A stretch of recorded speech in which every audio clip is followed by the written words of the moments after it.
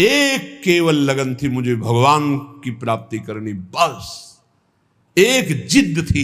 इसके लिए 13 वर्ष की अवस्था, भूख प्यास कष्ट, कहीं रहने का ठिकाना नहीं, खाने का ठिकाना नहीं, हर बात को सहने के लिए तैयार थी। तभी कह रहे सब कुछ त्याग सकते हैं लेकिन प्रभु को नहीं। वो वैराग्य, वो भक्ति, ये किसी व्यक्ति के साधन बल से नहीं प्रकट हुई थी, ये कृपा से होती। जब हरि जी कृपा करते हैं तब ऐसी वृत्ति प्रकट होती है। बड़े प्रलोभन आते हैं जीवन में, फंसना नहीं चाहिए। कई जगह महंत बनने के लिए देखने सुनने तो लगता है कि बड़ा वैभव, बड़े कई जगह जहां ऐसा हुआ तो रात में उठ के भागते थे। साधु रात में जगता है, जैसे जो चोर हैं वो रात में नहीं जगते क्योंकि उनको सांसारिक वस्तु चुरानी होती है। और संत जन अपनी श्वासों को परमात्मा में लगाते हैं और रात में सब सोते हैं, उनकी अलग यात्रा होती है। वो भगवत मार्ग के यात्री अंदर की यात्रा रात्रि में करते हैं। जागृति संयमी या निशा जागृति संयमी। रातों में नींद नहीं आती थी। 15-20 मिनट 30 मिनट ऐसा लगता था कई घंटे सो चुके, क्योंकि एक आग जल रही थी, एक आग जल रही। कैसे ब्रह्म साक्षात्कार हो, कैसे भगवत प्राप्ति। एक बलिहारी है उस वृत्ति की, वो केवल भगवान के द्वारा दी जाती है, वो केवल भगवान के द्वारा, वो किसी साधन से नहीं होती, भगवत प्रदत्त है। जब मिलती पूज्य पादुड़िया बाबा जी के अंदर ऐसी जागृत हुई कि प्राण त्यागने की इच्छा हुई। कैसे ब्रह्म का साक्षात्कार। अब ब्रह्म का साक्षात्कार नहीं तो जीवन किस काम का। यहां तक कि गंगा जी में अपने शरीर को विसर्जित करने की सोच ली, फिर सोचा कि प्राण त्यागने से ब्रह्म साक्षात्कार हो जाएगा। मतलब एक ऐसी लगन लगती है तो सब कुछ छूट जाता है। कभी किसी को पता ही नहीं रहा कि जिंदा है कि नहीं, किसी को पता। ये तो वृंदावन में ये सब नहीं तो किसी को पता नहीं रहा। भगवत मार्ग में जब चलने की सोचे तो एक बार वो चीज प्राप्त करने की सोचे जो किसी जन्म में अभी तक नहीं मिली। हर जन्म में रुपया मिला छूट गया है, पढ़ाई लिखाई की छूट गया है, परिवार मिला छूट गया है, घर मकान मिले, पद प्रतिष्ठा मिली छूट गया है, भगवान नहीं मिले। यार इस जन्म में तो भगवान से मिलने की बात सोच लो। एक बार भगवान से मिल लो, बस एक बार, अनंत जन्मों की बिगड़ी बन जाएगी। उसके लिए आग पैदा हो हृदय में। जीना और मरना अब प्रभु के लिए बड़ा मस्ती का मार्ग होता है, बड़ा मस्ती का मार्ग। फिर प्रभु भी आंख मिचोली खेलते हैं। कोई कदम ऐसे आश्चर्य में, गंगा किनारे जा रहे, आगे ऐसे पपड़ी पड़ी हुई है, बिल्कुल सूखा दिखाई दे रहा है, भारी दलदल, रबड़ी जैसा ऐसा। पीछे से आवाज, आगे कदम मत रखना, दलदल है। वैसे एक छड़ी ऐसे डाले, एकदम पपड़ी हटी, एकदम रबड़ी जमका बदलो। पीछे देखा कोई व्यक्ति नहीं। हे करुणा निधान, आप सत्य है, जहां जहां मेरा भक्त चलता है मैं पीछे पीछे उसके रहता। अनुब्रजाम में हम नित्यम, मैं पीछे पीछे नित्य रहता हूं उसके। जहां जहां मेरा भक्त पग धरे वहां वहां रखूं हाथ, पीछे पीछे मैं फिरूं, कभी न छाड़ू सा। कदम कदम पर प्रभु का प्यार। जीना मरना केवल अब प्रभु के लिए। थोड़ी लगन लगाओ, थोड़ी चाह पैदा करो। देखो एक बार युद्ध करके राज सिंहासन पर बैठ गए, अब मौज, अब आनंद लीजिए प्रभु के अनुराग का, प्रभु की कृपा का, प्रभु के दुलार का आनंद लीजिए। मौज का मार्ग तो ये, मौत का मार्ग ये है। संसार में बार बार जनो, बार बार। अब बोलो कितना कष्ट। अब स्मृति खत्म हो जाए, मान लो एक्सीडेंट हो, गिर जाए, स्मृति खत्म, अब खत्म, मैं कौन कहा। हाथ पैर टूट जाए, न चल सकते हैं, जबान कट जाए, न बोल सकते हैं, आंख फूट जाए, नहीं देख सकते, यहां खत्म, सिस्टम ही खत्म। छोटी छोटी नस नाड़ियां ऐसी हैं कि वो किसी तरह खराब हो जाए तो खत्म, मैं कौन कहा कर लो, सब खत्म।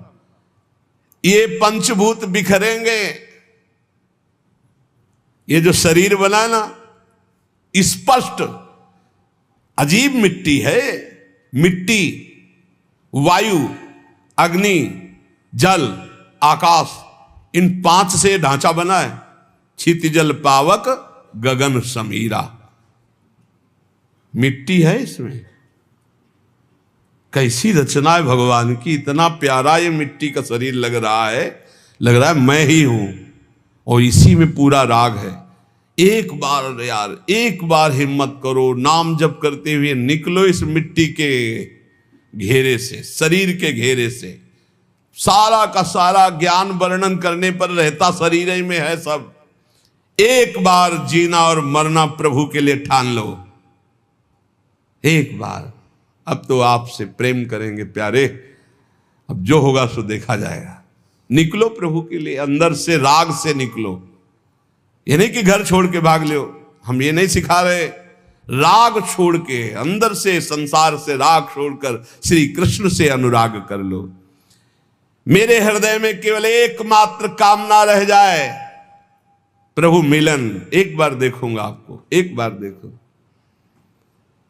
जैसे ऐसे गर्मी हो रही ना, तो जब गंगा किनारे जहां कुत्ते लाशों को खा रहे, घोर वैराग्य की स्थिति अंदर रहती, ये है शरीर, ये शरीर का अंतिम परिणाम है। बस रात दिन ऐसी धूप में भी गंगा किनारे बैठ करके धारा के नजदीक बहुत आनंद मिलता है, क्योंकि धूप का ज्यादा प्रभाव नहीं पड़ पाता। गंगा जी की लहरें शीतलता प्रदान करती हैं हर समय। इतना तो जरूर हम कहेंगे कि गंगा जी एक अद्वितीय है, गंगा जी एक अद्वितीय पवित्रता है, गंगा जी एक अद्वितीय मूर्तिमान ज्ञान और वैराग्य की धारा है, और यमुना जी अद्वितीय प्रेम प्रदान करने वाली भक्ति की, रस भक्ति की धारा है। देखो हमारा कितना महान देश है, जहां की नदियां भागवतिक सामर्थ्य प्रदान करने वाली है, जहां का जल साधारण नहीं, भागवतिक सामर्थ्य पक्का। ये अनुभव की बातें कह रहे हैं। गंगा जी साक्षात मूर्तिमान ब्रह्म द्रव है, तो यमुना जी साक्षात प्रेम है। ब्रजाधिराज नंदनाम बुदाव गात्र चंदना नुलेप गंधवाहिनीम भवाब्धि बीज दाहिनीम जगत त्रय सस्वनीम लसत सुधा पयस्वनीम। साक्षात ये अमृत है। ब्रजेंद्र सुनु राधिका हृदय प्रपूर्य माणय और महारसाब्द पूरयो रिवातिथिव। देखो हम गंगा यमुना के बीच में विराजमान। कैसे हो भाग्य, अगर अब भगवत प्राप्ति नहीं हुई तो कहाँ प्राप्ति होगी। इसलिए इस जन्म को न्यौछावर कर दो प्रियालाल के चरणों में। उठते बैठते चलते फिरते हर समय नाम जप करो। किसी का किसी भी तरह से मन वचन कर्म से अहित ना होने पावे, नहीं तो हिसाब फिर देना पड़ेगा।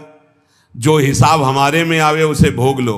हमारा कोई अहित करे तो चुप होकर के भोग लो, दूसरे का हित मत करना, खूब नाम जप करना। अगर हमारी कोई ऐसी घटना भी घटती है तो उस समय भगवान शरणागत वत्सल हमारा परम कल्याण कर देते हैं। हमें हर समय नाम में रहना है, पता नहीं कब क्या हो जाए। बात बिल्कुल हमारे बात को समझिए। सत्संग, भगवत शरणागति, गुरु कृपा, ये सब भगवत प्राप्ति करा देते हैं, पर हमें लगता है कि आनंद की अनुभूति वर्तमान में हो जानी चाहिए।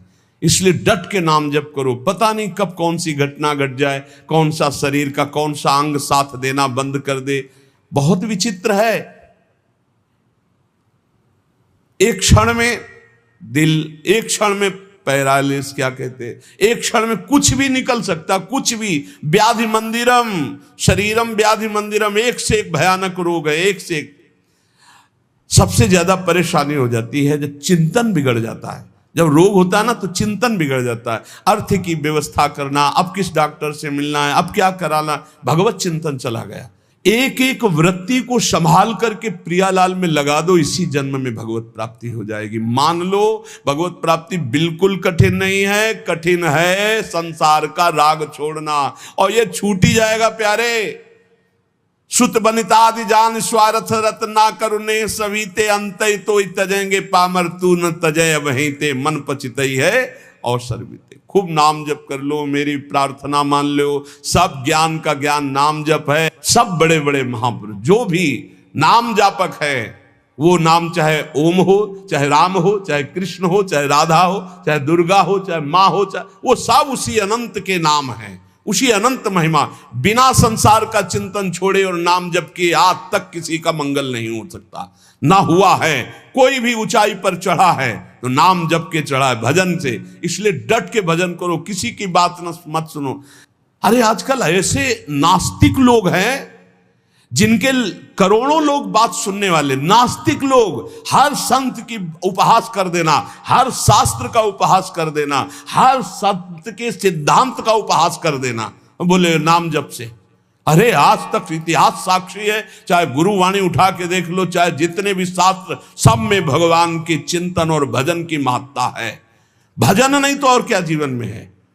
प्रवचन वही सुनो तस्मात् शास्त्रम प्रमाणम थे, शास्त्र प्रमाणित होना चाहिए, भगवत चर्चा से युक्त होना चाहिए, भगवान नाम गुण रूप लीला धाम मनमानी आजकल बोलना शुरू हो गया है।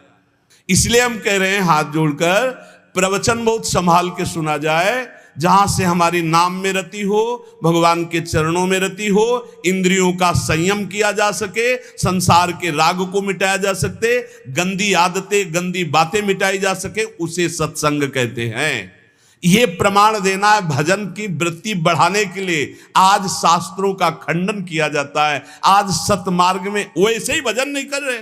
इसलिए भाई विश्राम आनंद आज तक शास्त्रों में जहां मिला है वो भगवान के नाम में, भगवान के धाम में, भगवान के चरण में, भगवान की गाथा कथन श्रवण में। आजकल का ऐसा चल रहा है, अब चूंकि पता नहीं था ना हमें तो अपनी धुनी में थे, आज हमें पता चलता है भगवान के साकार उपासना की अवहेलना, भगवान की श्री विग्रह की आराधना की अवहेलना, भगवान नाम की अवहेलना, भगवत धाम की अवहेलना। पता नहीं कहां से ज्ञान प्रकट हो गया नया, अब ज्ञानी कहें कि अज्ञानी कहें, अब पता नहीं इनको। इसलिए भाई प्रवचन से बचो। आज प्रवचन एक हमें भटकाव की तरफ ले जा रहा है, जो हमारे सत्य सनातन धर्म से बिल्कुल विलग करता चला जा रहा है, बिल्कुल नाटक होता चला जा रहा है। हम निंदा नहीं कर रहे, पर हम बचाव पक्ष की बात कर रहे कि सत्संगियों बचो, बचो। आज केवल मनोरंजन हो रहा है, आज केवल दिखावे की बातें हो रही। कोई बिरला ऐसे जो भगवत मार्ग में चलना चाहता है, नहीं तो थोड़ी देर मनोरंजन हो जाए, चलो चलते हैं, तो बस। ये शास्त्र मनोरंजन के लिए नहीं, ये भगवत प्राप्ति के बहुत कीमती समय, बहुत शांत। चित्त की वृत्ति का संस्कार जब मिट जाए और एक एक वृत्ति प्रभु में लग जाए, तब संतोषजनक स्थिति आ गई है। मान लो अब चिंता करने की जरूरत नहीं। चित्त की एक एक वृत्ति जो भोगों के संस्कार से युक्त है वो मिट जाए और हमारे हृदय में इष्ट का चिंतन सतत चलने लगे, तो बोले अब संतोषजनक स्थिति आ गई। इस स्थिति में ये सब नष्ट हो जाता है। लज्जा, घृणा, कुल, सील, मान, देह भाव, घर का अभिमान, भोगों की लालसा और यहां तक कि मोक्ष की चाह, ये सब हट जाती है। फिर सुनो, चित्त की वृत्ति का एक एक जो प्रवाह भोगों की तरफ है, उसका संस्कार मिट गया भजन के बल से, और हमारा स्वाभाविक भजन हृदय में चल रहा है। अब ये संतोषजनक स्थिति है, अब भ्रष्ट नहीं होगे। जब निरंतर बिना प्रयास के भजन चलने लगे, उठते बैठते चलते फिरते खाते पीते सोते, जैसे हम अभी भजन करने का प्रयास करते तो हमारी वृत्तियां भोगों में जाती हैं। भजन के बल से जब वो प्रवाह मिट जाए और स्वाभाविक वृत्तियां भजन में जाने लगे, तो बोले ये संतोषजनक स्थिति है। अब आप पतित नहीं होंगे, अब आप भ्रष्ट नहीं होंगे, अब आपके ऊपर माया अपना प्रभाव नहीं दिखा सकती। तो ये चीजें नष्ट हो जाती हैं। ये जितनी बातें हैं, ये अगर ये नष्ट नहीं हुई तो अभी आपका निरंतर भजन नहीं चल रहा, अभी संतोषजनक स्थिति नहीं है। क्या? लज्जा, तिलक लगाएंगे, कंठी बांधेंगे, लोग क्या कहेंगे। हे, शर्म करने की ये बात है। लोग यही तो कहेंगे कि बड़ा भगवान का भगत बनता है। ये कोई बुरी बात थोड़ी, ये तो मेरा सम्मान है। इतने बड़े भगवान के दासत्व से युक्त मुझे भक्त कहा गया, ये कोई निंदा की बात है? बोले नहीं, लोग कहते हैं कि अरे तो बड़े भगवान के भगत बनते हैं, देखो तिलक लगाए, कंठी लगाए, तो ये निंदा की बात है कितनी बुद्धि खराब है तुम्हारी। अगर आप तिलक लगाए हैं, कंठी बांधे हैं, तो ये कोई निंदा की बात है? अरे तो सौभाग्य का विषय है। अगर प्राणों पे भी आ जाए तो कंठी तिलक बंधा हुआ हमें भगवान की प्राप्ति होगी। कंठी तिलक अगर हमारे गले में बंधा हुआ तो हमें चिंता नहीं करनी। हमें अपने, यही तो बात रह गई है, जरा से चंद रुपए के लिए हम कंठी तोड़ के फेंक देंगे, क्योंकि वो ऑफिस में नहीं जाने देंगे। हे परमात्मा की ऑफिस में जाने के लिए हम तैयारी की, क्यों नहीं जाने? सोने की जंजीर पहनने के लिए रोक है क्या? तो तुलसी की कंठी पहनने के लिए क्यों रोक है? यही समझना है हमको। हम अपनी निष्ठाओं से गिरते चले जा रहे हैं, पतित होते चले जा रहे हैं। अकबर ने कहा था, हरिराम व्यास जी के प्रिय शिष्य मधुकर शाह जी और बहुत से राजा बेटे सब तिलक कंठी धारण किए। कल कोई भी तिलक लगा के आएगा, गरम लोहे के गोले से उसका मस्तक दाग दिया जाएगा, फरमान जारी कर दिया। तो जो कमजोर हृदय के थे उन्होंने कहा, अरे भाई तिलक नहीं लगाएंगे, जय दिन तक ये बादशाह है, दरबार में बिना तिलक के चले जाएंगे, कौन प्राण दे। कोई बहुत जो भावुक थे उन्होंने कहा, भाई हम सूखी रज लगा लेंगे, दिखाई नहीं देगा, तो बात भी बन जाएगी कि गुरु आज्ञा का भी पूर्ति हो जाएगी और बादशाह का भी फरमान जो है उससे बच जाएंगे हम। मधुकर शाह जी ने सोचा, ये अखिल कोटि ब्रह्मांडों के बादशाह के दासत्व का तिलक है, गुरु जी ने दिया है, और ये एक मुल्क का बादशाह यदि हुक्म करता मैं इसे मिटार दूं तो फायदा क्या होगा। ये निष्ठा रखो, निष्ठा इसका बहुत बड़ा महत्व है, बड़ी निष्ठा में सामर्थ्य है। उन्होंने कहा, आज मैं अपने प्राण त्यागूंगा गुरु जी की आज्ञा के लिए, तिलक लगा के जाऊंगा। और वो बादशाह है, ऐसा करेगा, कर सकता है, लेकिन जब तक भुजाओं में ताकत है मैं मारूंगा, और जब मैं हार जाऊंगा तो मुझे मार देगा, लेकिन मैं अपने गुरु और बादशाह ईश्वर के तिलक को नहीं मिटा सकता। ये हमारे अखिल कोटि ब्रह्मांडों के बादशाह ईश्वर का तिलक दासत्व का है। वैसे तो अंगरखी पहन के जाते थे, अंगरखी उतार करके खुला छाती, 12 तिलक बड़े बड़े, लंबी तलवार खींच कर गए। बादशाह ने देखा, कहा, मधुकर शाह तुम हमारे फरमान को नहीं सुना, खींची तलवारों। कहा, आपका फरमान सुना, लेकिन मेरी निष्ठा को आपने नहीं सुना। ये गुरु प्रदत्त तिलक कंठी है, देखते हैं किसकी भुजाओं में ताकत है कि जीवित हमारे इसको मिटार दे। तुरंत पलट गया अकबर, तुरंत कहा, वाह वाह वाह वाह मधुकर शाह, वाह, सच्चे तिलक तो तुम ही हो। बोलो मैं प्रसन्न हूं, क्या करूं? बोले ब्रजमंडल में किसी भी तरह का शिकार और हिंसा और किसी के ऊपर कंठी तिलक बांधने का कोई भी विरोध न किया जाए, तत्काल पाए सिंह के समान। भगवान का दासत्व का तिलक, भगवान के दासत्व का भाव, बड़ा कलयुग का प्रभाव चल रहा है। शराब की बोतल मेज में ऑफिस में खोल के पियो, कोई मना नहीं करेगा, लेकिन भगवान की अगर गीता पढ़ने लगो तो तुम्हें डर लगेगा। कंठी बांधे हो, तिलक बांधे हो, लज्जा। संतोषजनक भक्ति तभी आई जब लज्जा ना रह जाए। हम हरिनाम कीर्तन करें, हम राधा बोल रहे, भगवान नाम बोल रहे, गंदी गंदी बातें प्रपंच की बोले, कोई लज्जा नहीं। भगवान की बात बोलने में लज्जा लगेगी। कैसे कैसे लोग हैं।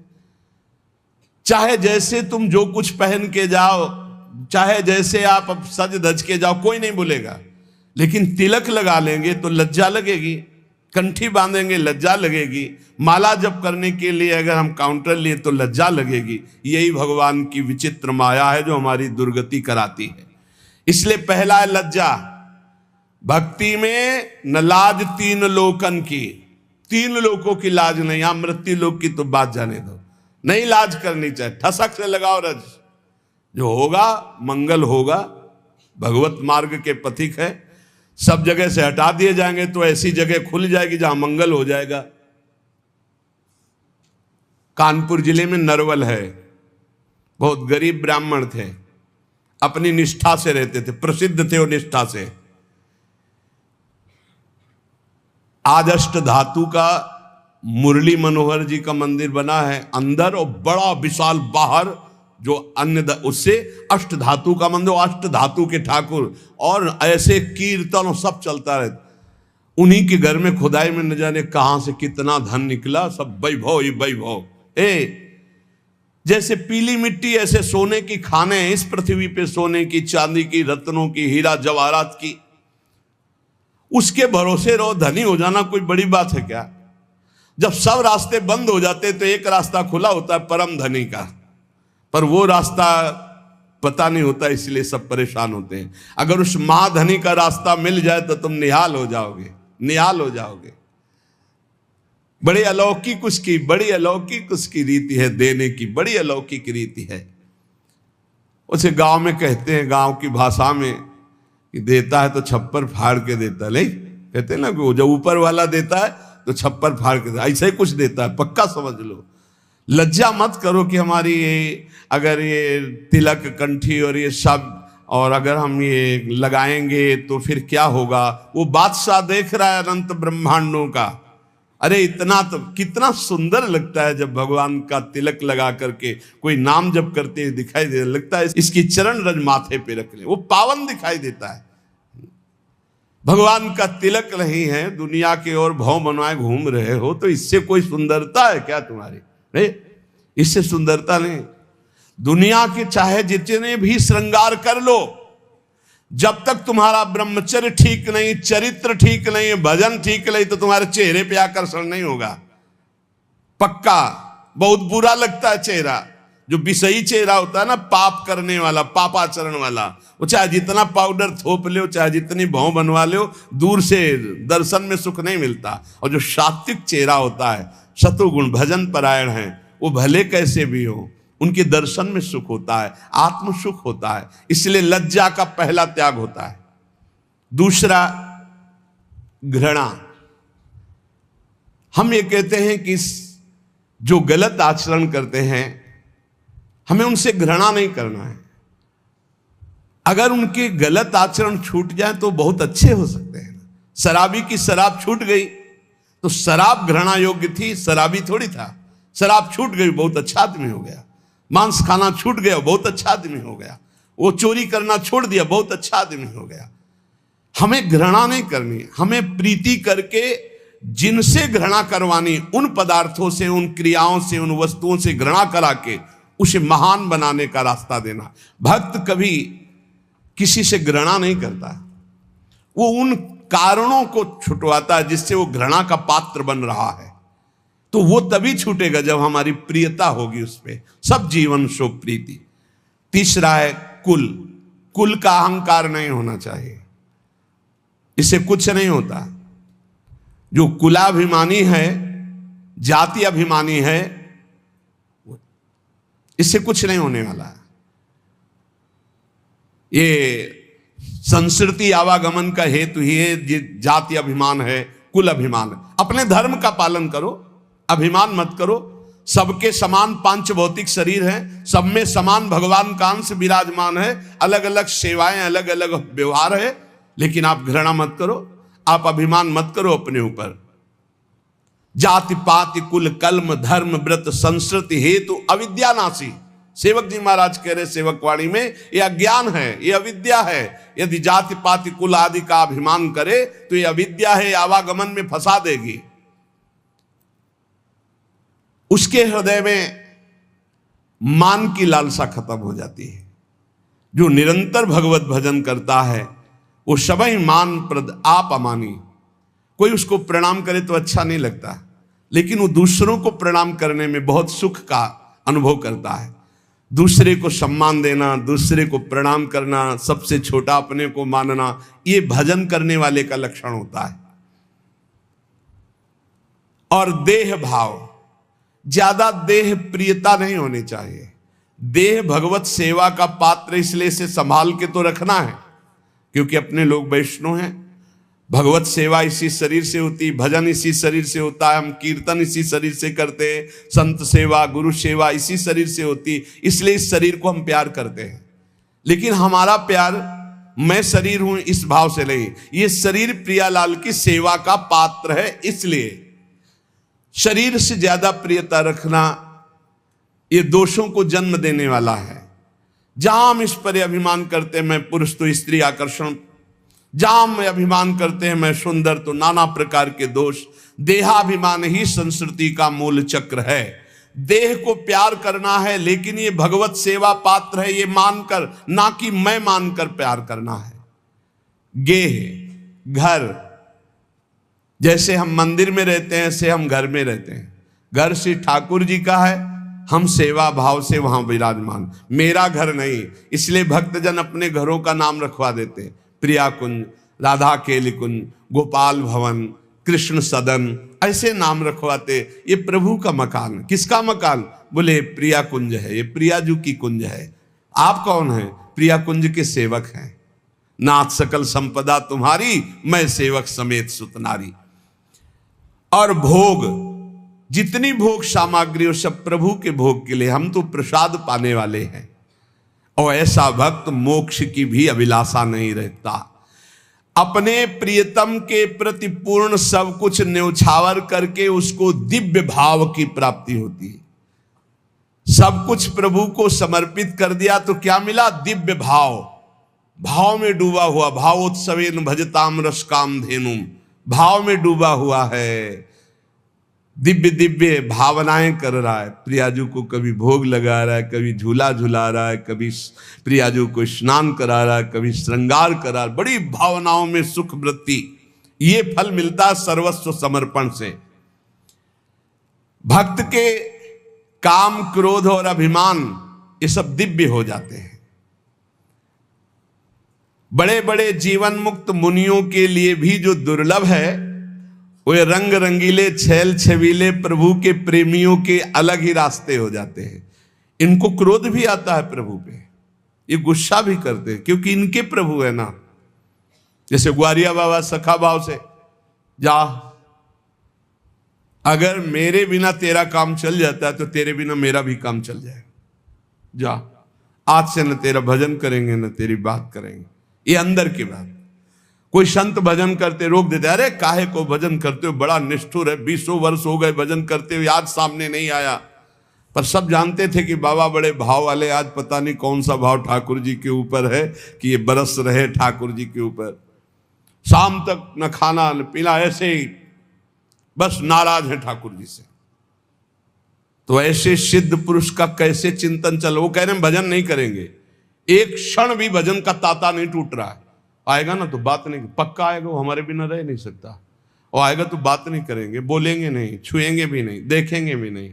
तेरे बिना चल जाता है ना, मैं नहीं बोलूंगा तेरे सामने। ठाकुर जी भाव में उनके, एक क्षण भी ठाकुर जी से बिलग ले और कह रहे थे कि मैं भजन नहीं करूंगा तुम्हारा। शाम के ही ठाकुर जी पीछे से आवाज, ए सारे ग्वारिया। बाबा 60-70 वर्ष के थे। ऐसी मेघ गंभीर वाणी, ये तो मेरे यार की वाणी। पीछे मुड़ के देखा, कमर में हाथ रख के वही ठसक, तिरछी चितवन, पीतांबर, अनंत बिजलियों की सी कांति चमक रही पीतांबर। लालजू महाराज फेट में मुरली। ए ग्वारिया, तू नाराज है? अरे मेरा यार, दौड़ पड़े, गले लगाया। एक फिर एकदम याद आया, फिर मान धारण हुआ। ये हमने तो नियम लिया था, इसको देखेंगे नहीं, बोलेंगे नहीं। बोल भी दिया, गले भी लगा दिया, चलो, पर अब नहीं, चल दिए। ठाकुर जी पीछे से अचला पर, ए बाबा, इतनी व्याकुलता तुमने कभी नहीं की, इसलिए मैं नहीं प्रगट में मिला। आज व्याकुलता की याद मिल गया। आज से पक्का वादा करता हूं, जब बुलाओगे तब आ जाऊंगा। बाबा नाराज मत। ऐसे भक्तों के पीछे, भक्तों का क्रोध भी अपने ही आराध्य देव के प्रति होता है, काम भी अपने आराध्य देव के प्रति होता है, लोभ भी आराध्य देव से। सब विकार भगवत स्वरूप हो जाते, दिव्य हो जाते हैं। एकमात्र भगवान से जिनका चित्त जुड़ गया है, उनके अंदर कामना जागृत होती। काम का तात्पर्य होता है कामना जागृत होती, एक बार हृदय से लगने की, एक बार मिलने की, एक बार देखने की। वो काम से पीड़ित होकर, अर्थात काम माने कामना, इस चाह से, इस कामना से पीड़ित होकर रोकर पुकारते हैं, हे देव, हे दैत, हे भुवनैक बंधो, हे चपल, हे करुणैक सिंधो, हे नाथ हे रमण, हे नयनाभिराम, हा हा कदानुभवी।